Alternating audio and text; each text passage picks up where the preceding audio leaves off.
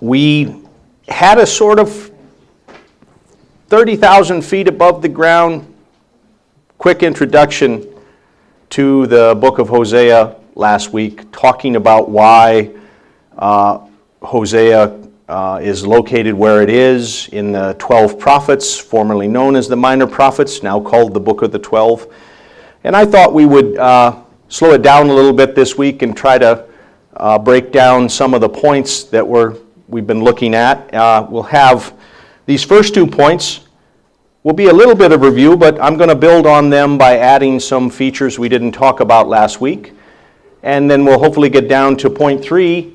I wrote it up here in short form too for you, which has to do with God's concern for Israel to know the Lord.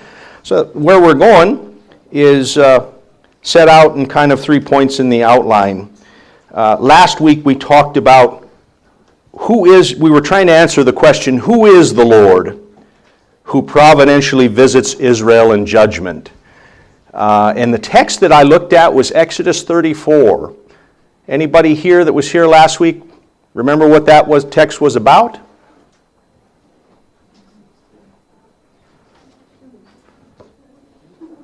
Of course you do.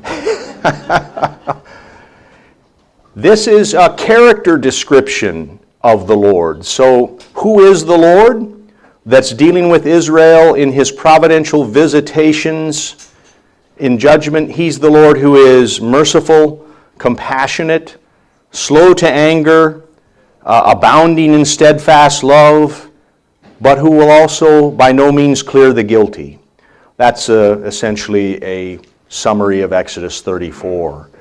That's important to know who the character of the Lord is that's dealing with Israel, because that helps us understand the character of his providential visitations.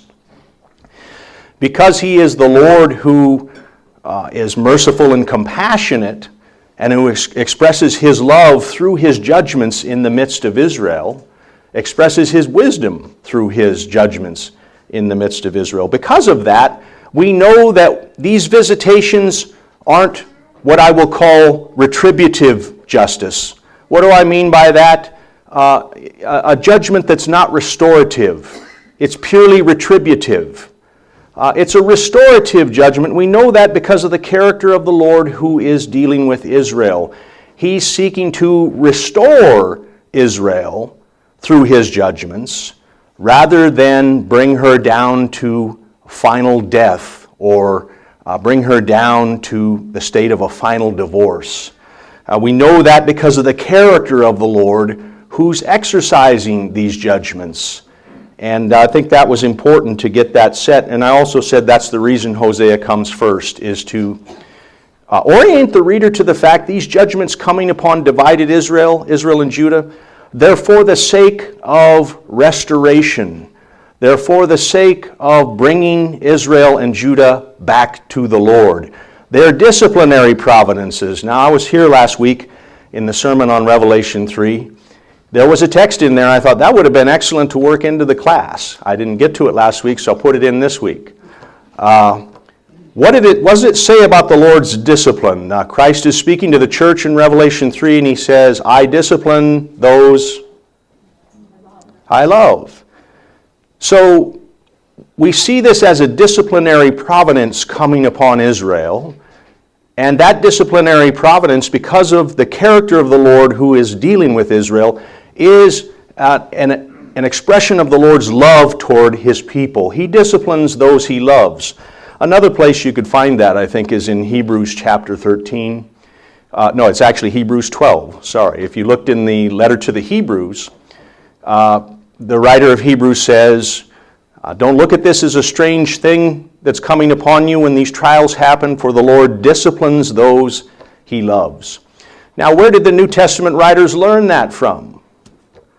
They learned it from looking in on how God dealt with the first people he set apart, his first bride, the first bride of Christ, the people of Israel.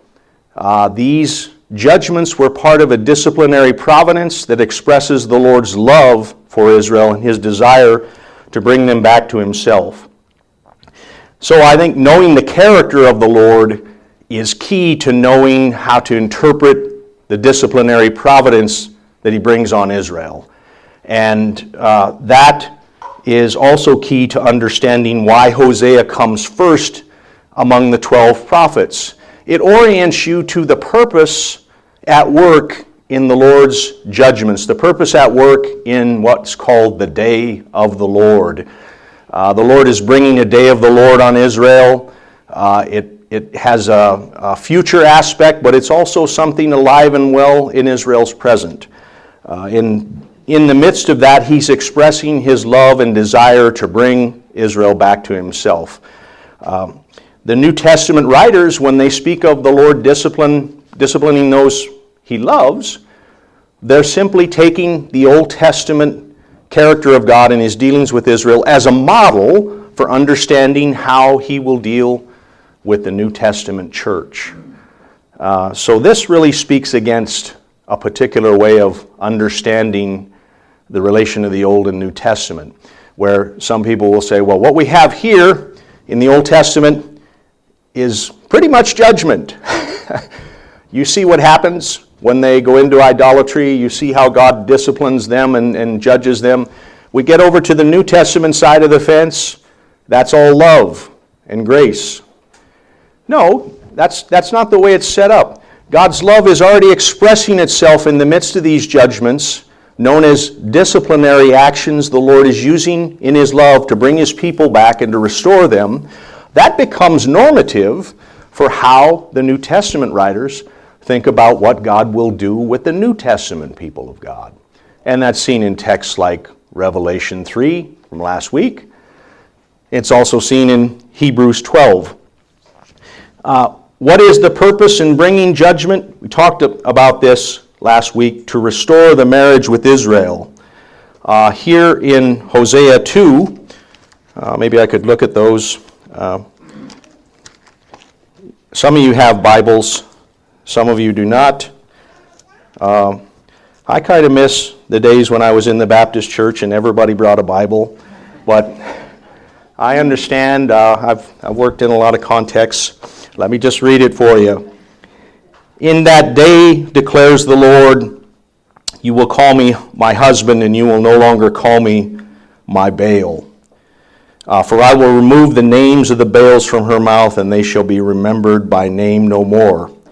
Then if you go down to verse 19 of Hosea 2, I will betroth you to me forever. I will betroth you to me in righteousness and justice, in steadfast love and in mercy. I will betroth you to me in faithfulness, and you shall know the Lord. If you look at the attributes that are listed in Hosea 2:19 and 20, betrothing you in righteousness, justice, steadfast love, mercy, faithfulness, all of these come straight out of Exodus 34, where we get a description of the Lord's character. What's happening? The Lord's going to renew the marriage, but this betrothal now is teaching us something about an eternal betrothal that the Lord is enacting, prefiguring, as it were, through the way that he's dealing with Israel. It's teaching us something about a new creation that's coming in a particular Israelite, a Davidic king that the Lord will restore his people through. So to restore the marriage, this is marriage language. And it also is rooted in the character of God. So that's an important aspect of Hosea's ministry, to restore the marriage with Israel. So where do the New Testament writers get the idea that the church is the bride of Christ? Oh, they pulled it out of thin air? No, once again, they look to Old Testament Israel. They don't treat Old Testament Israel as some warm-up for what the people of God look like. They regard them as the people of God. When we come along as Gentiles, most of us are Gentiles. Some of you here may be Jewish Christian believers. We don't replace Old Testament Israel. What we do is expand Old Testament Israel. This is Paul's theology as he teaches it in Romans 11. Similarly, So when the New Testament writers think of the church as the bride of Christ, they're getting this from the fact that the Old Testament sees the relation between God and Israel in terms of a marriage. I wanted to expand a little bit. So far this should have been mostly review, but I wanted to expand a little bit on that this week by taking you through the way the Old Testament describes marriage. We're going to start back in Deuteronomy 24. And this is a text that speaks the laws concerning divorce in Israel. In verse 1, it talks about the conditions for divorce. If there's some indecency found in her, there's a lot of argument about what is being referenced here. I would take it marital unfaithfulness would be my reading of that. The same applies to a man who does the same thing. But in this case, what I'd like to look at is the language used in verse 2. If she goes and becomes another man's wife. Now that's the way the ESV renders it. I don't know if there's any translations out there, any translations that actually stick very close to the Hebrew. But if you stuck very close to the Hebrew, she will go and be for another man, is what it literally says. The way that marriage is described in the Hebrew tradition in the Old Testament is to be for someone. I am for you, you are for me. The reason why Leviticus 18 talks about not uncovering the nakedness of someone that's other than your spouse is because their nakedness is for you and yours is for them. It's all built on the language of marriage. To be for someone is the way that a marriage is described. Judges 14:20 has the same idea. After Samson is taken away by the Philistines, if you were to look at that text, and translating it very close to the Hebrew, there's a Hebrew idiom here. Those of you that don't know Hebrew, don't worry about it. Take my word for it. The wife of Samson was given, then there's that little phrase, to be for his friend or his companion. To be for, this idea of going into marriage is to be for someone. Also Ruth 4:13. Boaz, now this adds another dimension, the idea of taking someone. So it has the idea of both taking and to be for. In Ruth 4:13, Boaz took Ruth to be for him a wife, is how the Hebrew literally reads. Now we could look at other texts. I just wanted to give you some example of this language of taking and being for is typically the way that the Old Testament Hebrew describes entering into a marriage. Okay, so you say that's great. On the level of human beings, on the level of individuals, I can see it, but what about, this is a nation now. How do we conceive that? Well, let's look at Genesis 17, verse 7. I have these verses. I gave you a little bit more language for that one. This speaks of when God is talking to Abraham about entering into covenant with him and his offspring, his seed. What it says, in this covenant, I will. The purpose of this is to be for you God. That's a literal translation. Abraham, I will be for you God, and for your seed after you. The promise is to you and your children when it comes to baptism. I'll leave that alone at this point. Look at Exodus 6:7. So the covenant of grace with Abraham, the promise given to Abraham,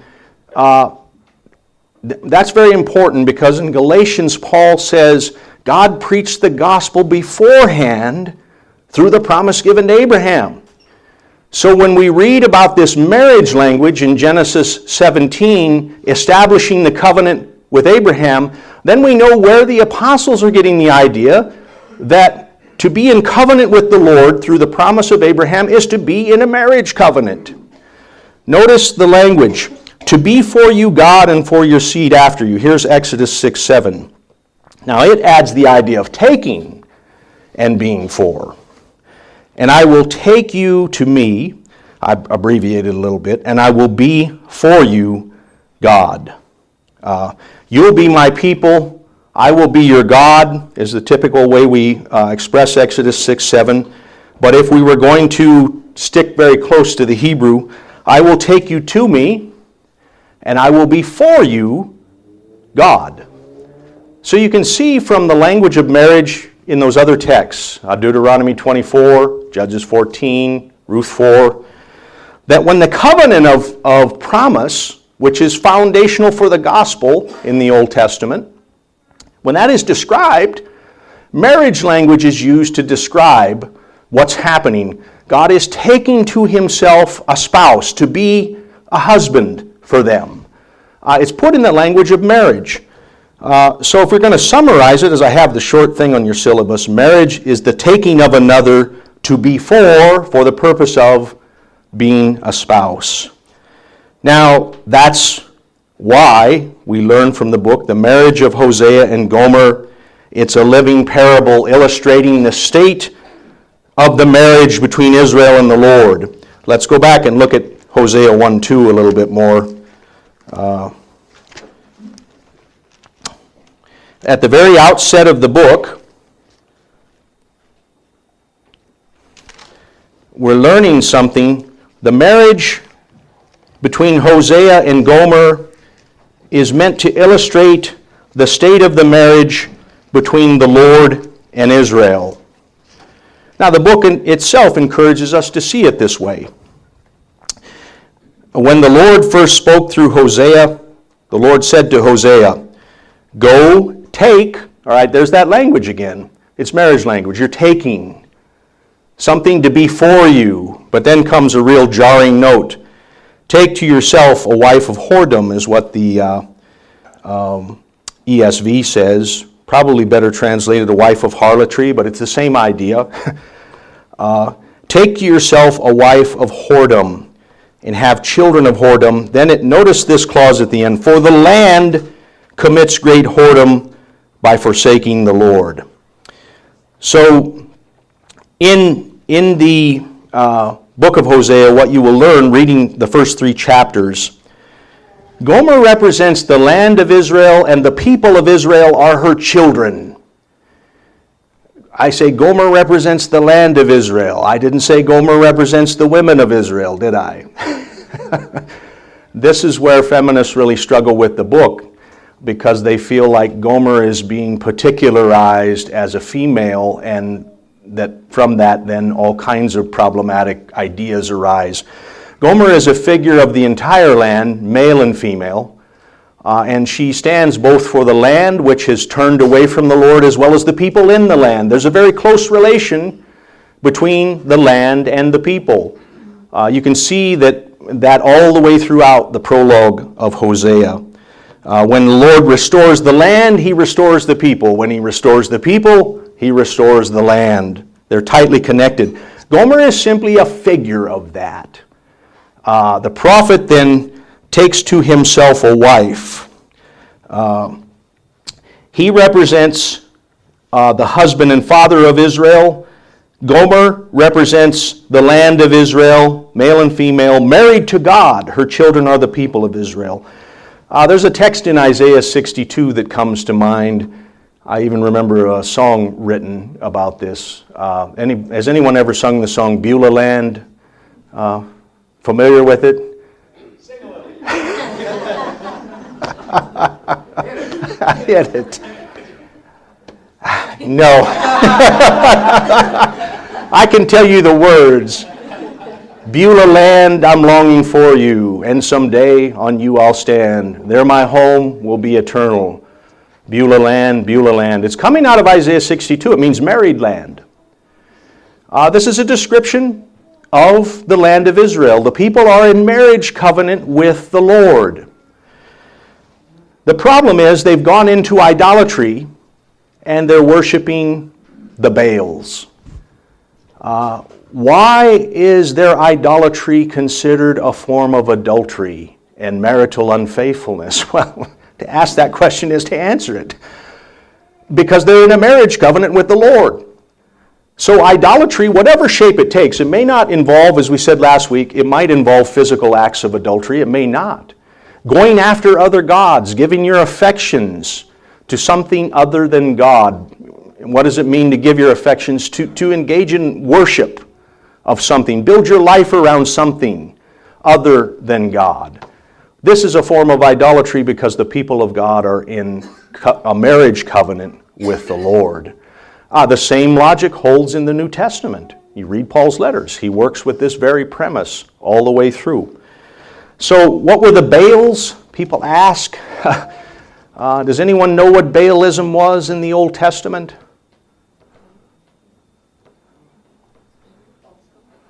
Well, it's now become a matter of major controversy. But I think there's enough archaeological evidence to still say that Baalism was bound up with fertility cults. Now, you live in an agricultural society in ancient Israel. It's not like this is a society we live in now. We might have a drought for a while, but usually the engineers and our friends that working in various places can figure out how to cope with that by various technological means. If it goes on for very long, it would become a problem. The problem is in ancient Israel, if you don't have rain, and especially in the land of Israel, it wasn't like Egypt where they had systems of irrigation when the Nile flooded. They were dependent, literally, as the book of Deuteronomy says, on rain from heaven. This land is a place where God's providential presence is what sustains the land. He sends rain. When you don't have rain, what are three things you can't have that are mentioned in the prologue of Hosea? You can't have grain. What else can't you have? What about, I don't know, what do you use wine in communion here or grape juice? Well, all right. You can't have wine. I'm in the Anglican tradition now. You can't have grain. You can't have wine. What's the third thing? Oil.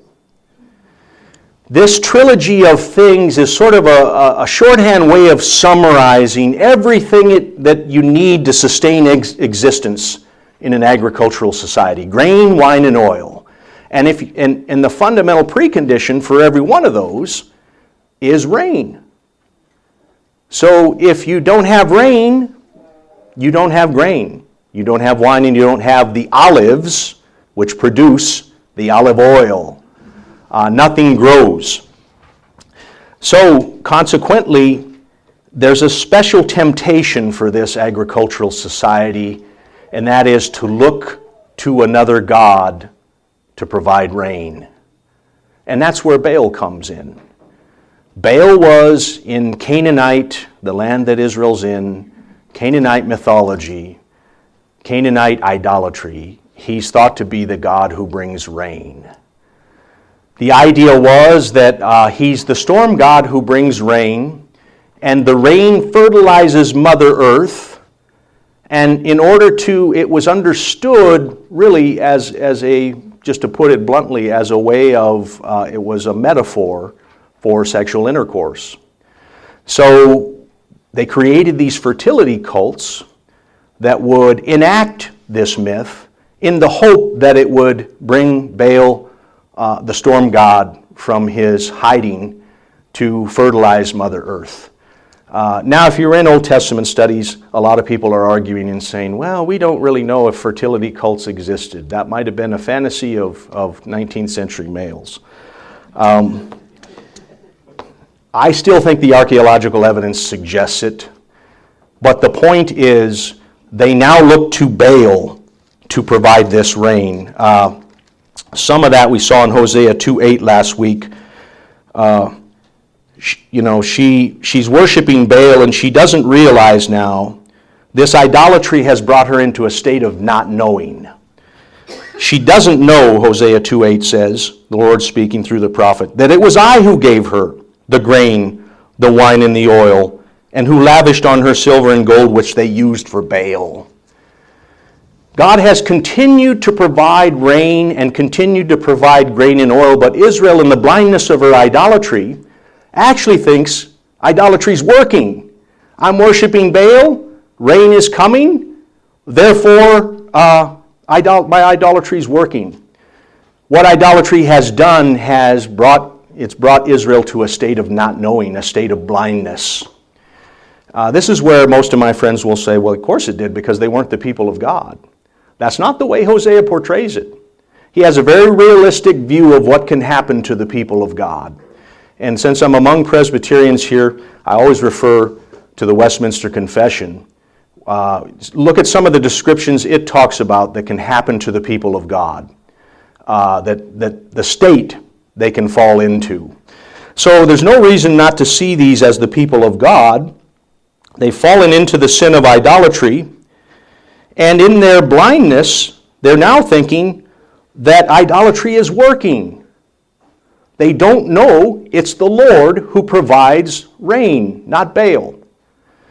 And so he's now going to have to use stronger medicine, as it were. I'm going to have to remove the rain so that they get the point.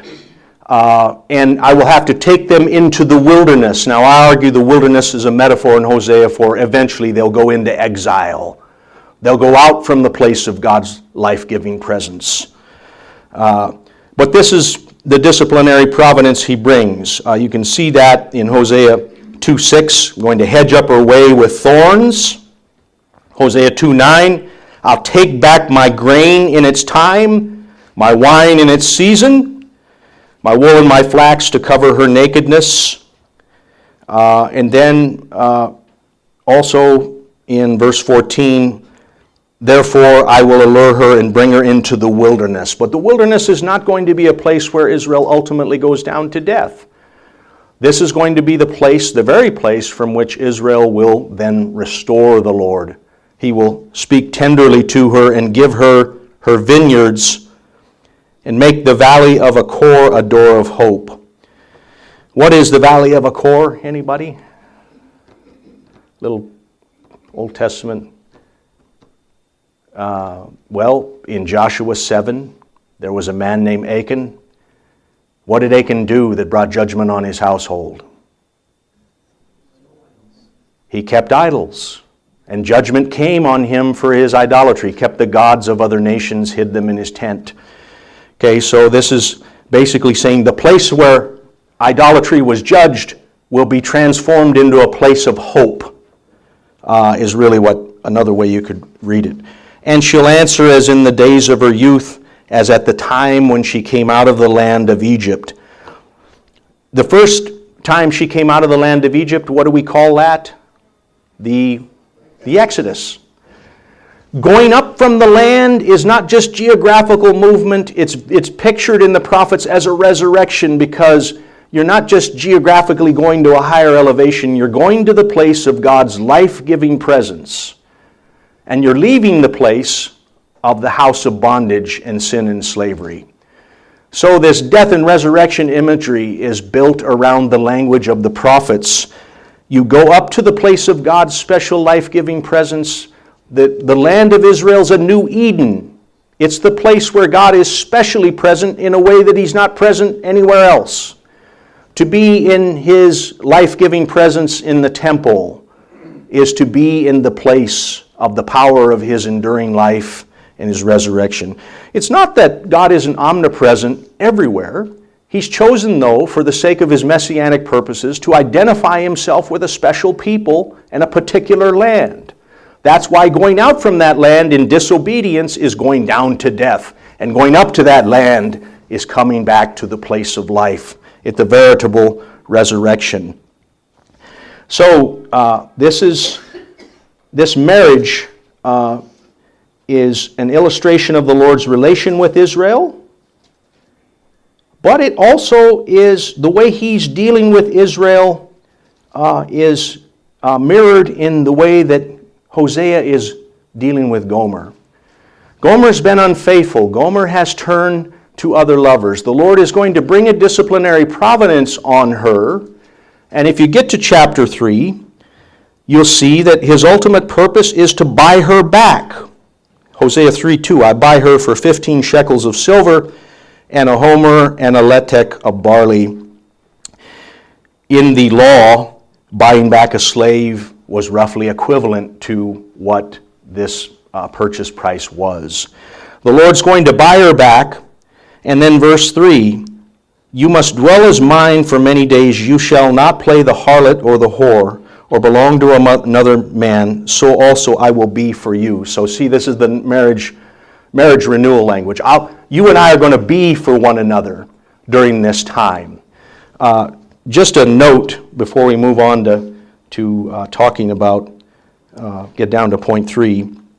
Some say, well, yes, it was Gomer that they were talking about in Hosea 1. Gomer's the woman in view. But since Gomer's name is not mentioned in chapter 3, this must be another woman. It must have been that Hosea divorced Gomer, and who wouldn't?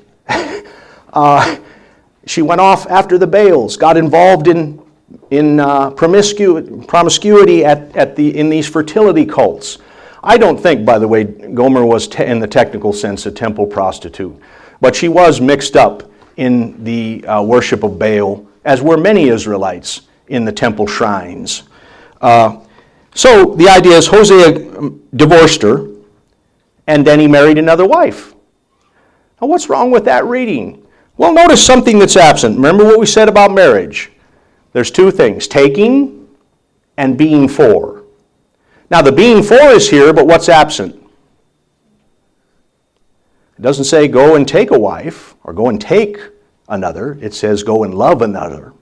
Well, go and love a woman who is loved by another, to be more precise. She's not another.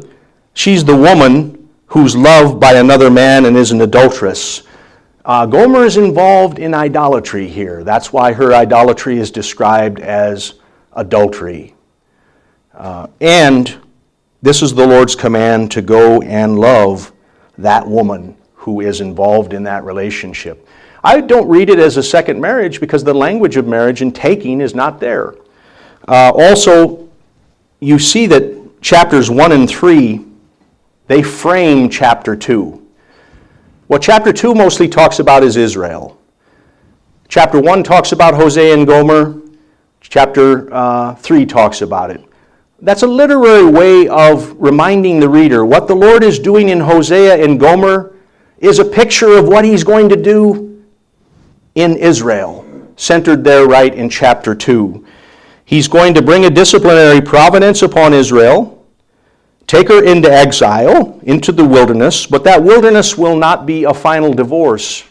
It will be the way, the means through which God restores Israel. So we tried to get at it last week. Israel's going to be reunited under one head. How's that going to happen? Well, if you look at 1 verse 11, reunited under one head, and you look at 3:5, a Davidic king, what you learn is this will be accomplished through the death and resurrection of a particular Israelite, a singular Davidic king who's going to gather scattered Israel.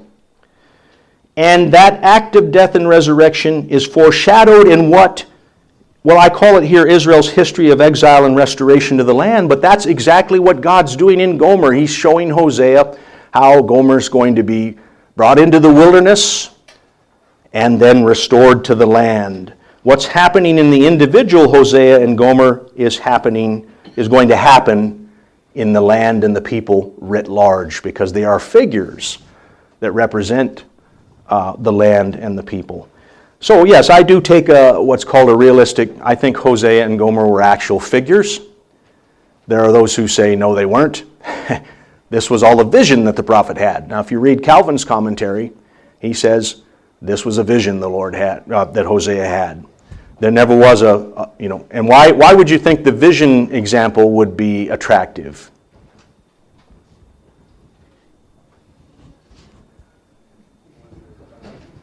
Yes, it just seems morally incongruent to say, for the Lord to tell a prophet to marry a prostitute. Well, and she wasn't a prostitute in our technical sense of the term. I think just a promiscuous woman is what the Hebrew supports. She's not a woman taking money for hire, as it were. But that's arguable, I realize it. The commentaries are kind of divided on that. No, that it doesn't say anywhere in the law that a prophet cannot marry a promiscuous woman. It does say that a priest can't do that. So some people handle the problem that way. I think what the Lord is illustrating here is that the redemption He brings to us, He brings in full knowledge of what we are. Hosea marrying a woman like this who wanders, and then the Lord brings her back through the discipline of His love. This is what He does with all the people of God. God isn't uniting Himself to a people who are sinless in and of themselves. He unites Himself to a sinful people in Christ in order that He may redeem them. Christ comes, He takes the sin of the people upon Himself in order that we may be reconciled to God.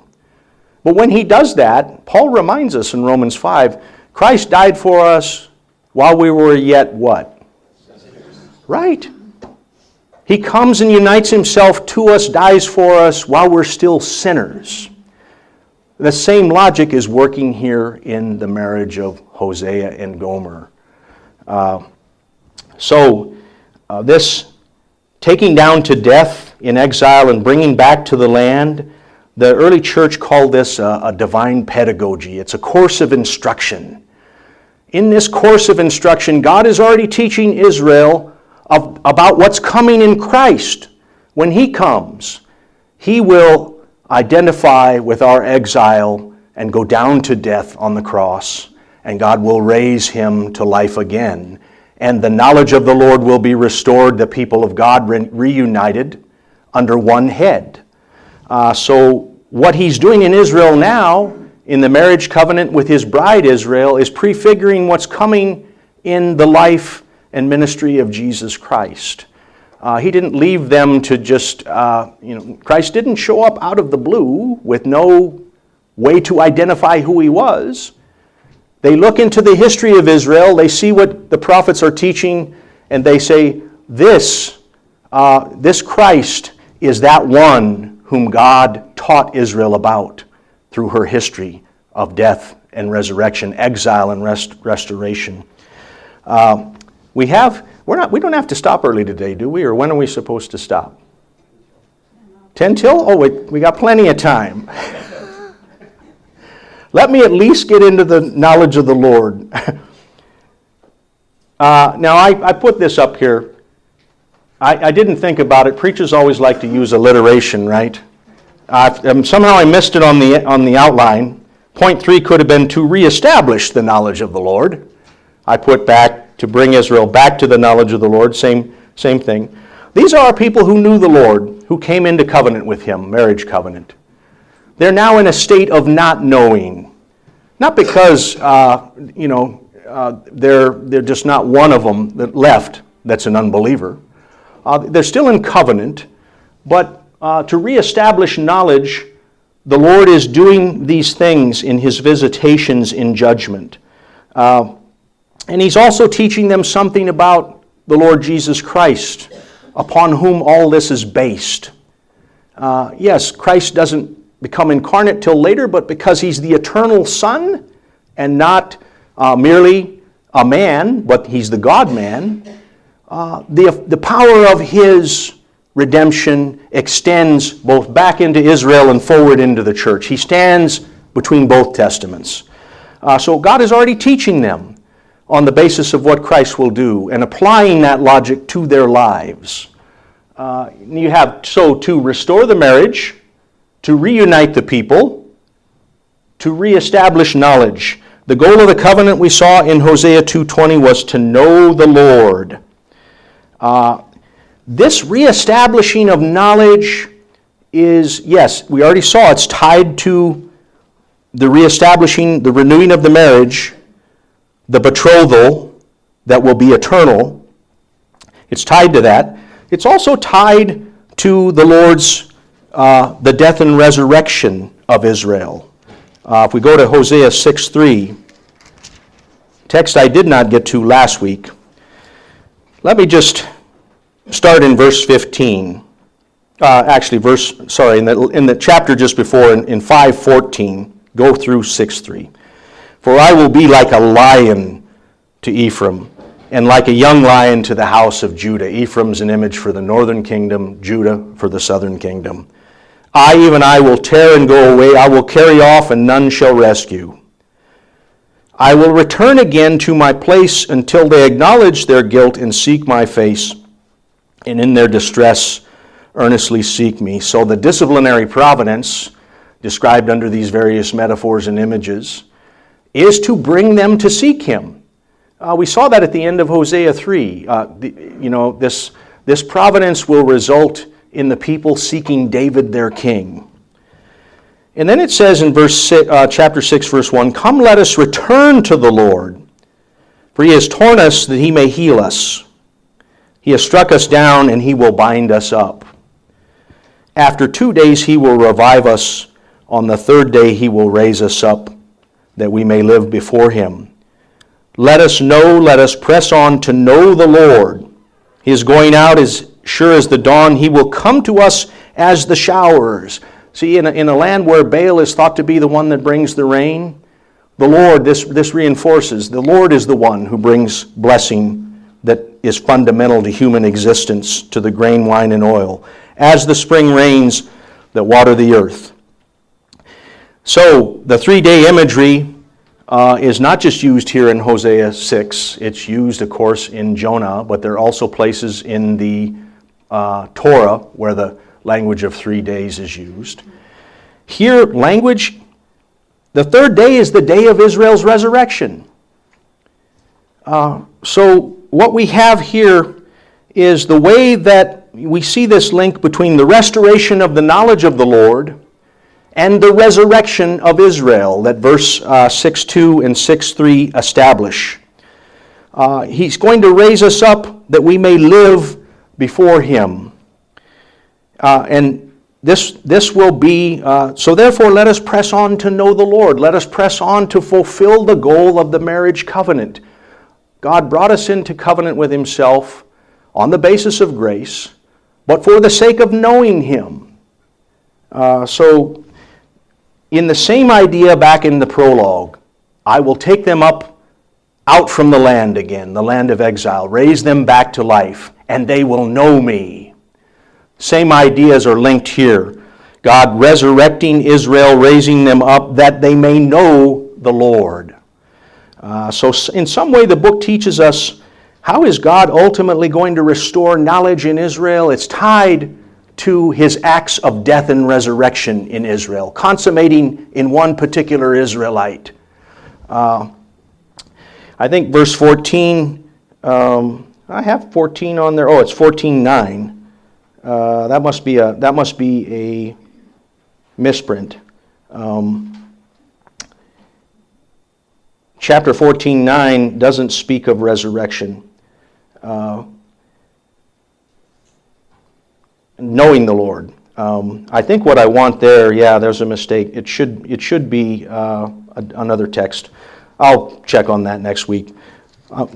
Maybe I did have an idea in there. 14:9, what does it say? This is the very last verse of the book of Hosea.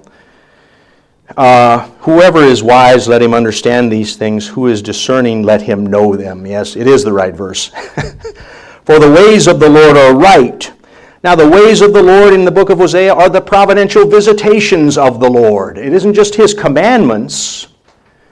It's his ordering of things that makes possible the flourishing of his commandments.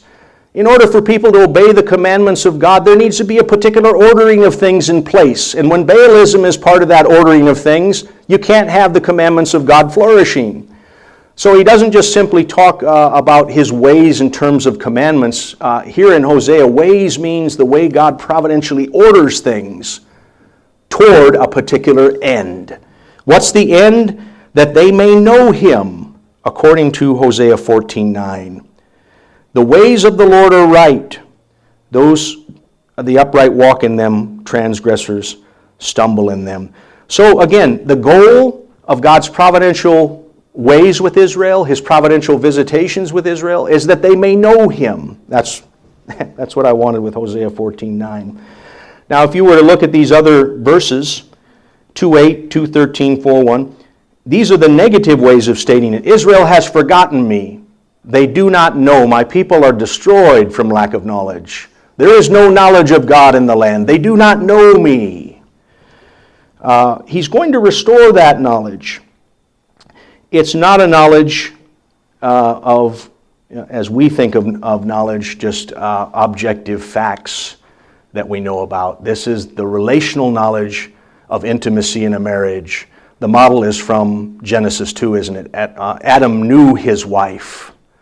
It's from actually Genesis 4 as well. To know and be in this intimate relation.